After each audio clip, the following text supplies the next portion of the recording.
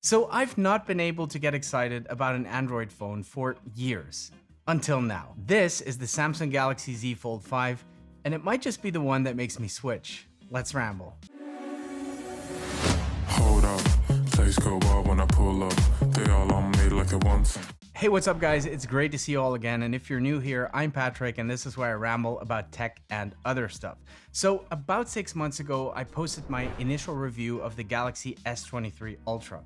I thought it would be a nice break from all the Apple stuff, and I felt that as a tech reviewer, even if my channel is focused predominantly on Apple products, it's only right that I review other brands as well. I mean, how can I truly assess how good an iPhone or an iPad is without comparing it to the competition, right? Now, my idea was to spend some serious time with the Ultra and then come back to do a full-blown longer-term review of it. But I never did. And the reason for that is that I just couldn't get excited about that phone. Don't get me wrong, it's a fantastic phone, beautiful piece of hardware, but to me, it kind of felt like using an iPhone, but with a different operating system. And because I'm pretty deep into the Apple ecosystem with all my other devices, I ended up grabbing my iPhone more and more until I stopped using the Ultra altogether. In other words, the S23 Ultra was not enough to convince me to try and break out of my Apple ecosystem and find workarounds to mitigate that seamless integration I get with the iPhone. Fast forward to next week, I'm watching Samsung's keynote event, the Fold 5 is announced, and for some reason I was super drawn to it. I mean, it's not like it's their first foldable, I don't know what was different this year, but I saw it and I just had to order it. And I'm so glad I did.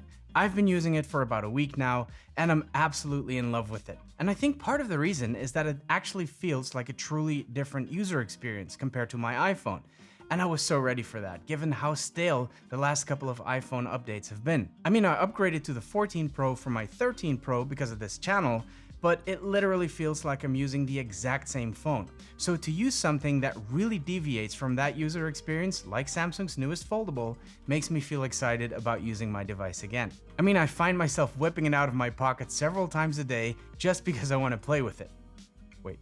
Initially, I put my secondary SIM card in there, you know, the one I use for reviews, while I keep my main SIM in my iPhone. But I actually got annoyed that I had to pick up my iPhone so much because I want to use this one. So I switched them out, put my primary SIM into the Fold so that I can truly use it as my primary device, and this time I do actually feel motivated, making a real effort to find the necessary workarounds to make this happen within my current workflow. And I will dedicate a separate video to that once I figured it all out. By the way, if you guys have any good suggestions of apps or utilities that can replace things like AirDrop, etc., please do let me know in the comments below. Right, so let's just have a look at this thing. I'll give you my first impressions and I'll try to explain why I love using it so much. But before we do that, let me just shout a quick thank you to our channel partner Casekoo for their help in supporting some of these videos. Casekoo makes really awesome cases, especially their iPhone lineup is super solid.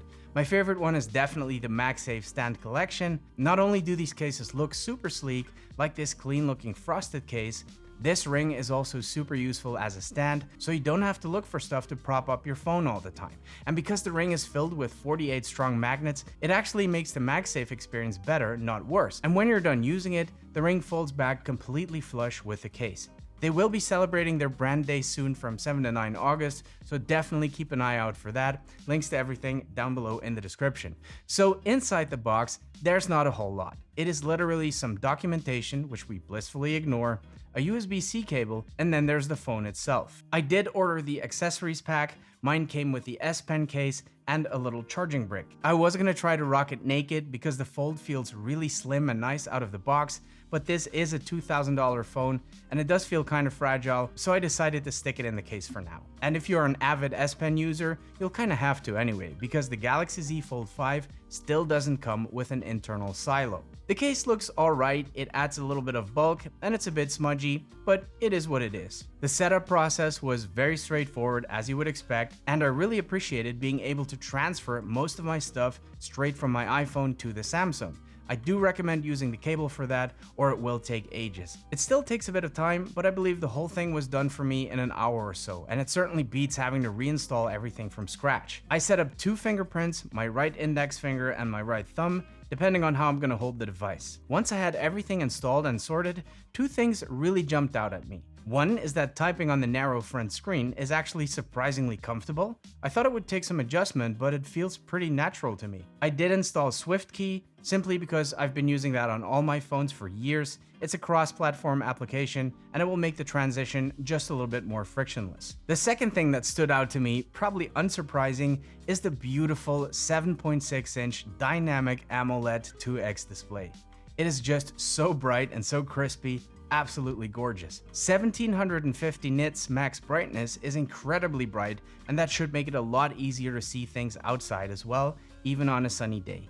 The hinge got a serious update, the gap is almost entirely gone, which makes holding it more comfortable, but mostly it prevents that disgusting buildup of lint and other grime that is known to collect in these creases. The crease is still visible, but the screen is so bright and vibrant that it kind of just disappears when you're using the phone or watching content. I only really notice it when I look at it from the side or when there's a lot of glare. There are no notches, no cutouts, and no cameras in sight. I say not in sight because the 4-megapixel wide camera is hidden underneath the display. I did change the original wallpaper and lock screen for this dynamic one, and shout out to my buddy Alex from Alex Gear and Tech for letting me steal that from him. I saw it in one of his Fold 4 videos last year, and I think it looks absolutely amazing.